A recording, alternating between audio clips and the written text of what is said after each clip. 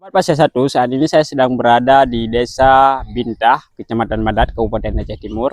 Dapat saya laporkan bahwa sebanyak 18 hektar sawah mengalami kekeringan yang saat ini memasuki musim tanam. Nah, untuk mengantisipasi kekeringan ini, masyarakat melakukan pompanisasi air secara mandiri.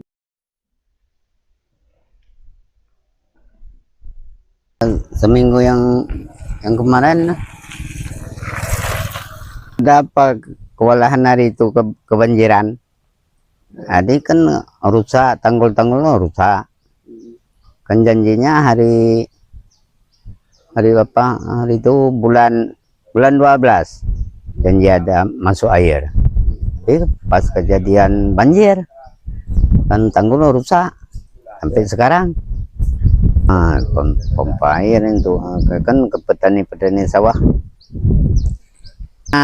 Bang Mudin Dewan kan semua pengharapan lah ada Terkait dengan kekeringan di sawah ini. Kekeringan ini kan ada bantuan mesin kan pompa air.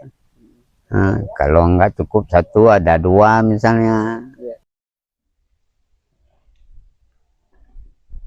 Kekeringan ini terjadi akibat bencana alam yang menimpa Provinsi Aceh pada 26 November lalu yang menyebabkan saluran irigasi putus dan menyebabkan kekeringan di persawahan warga.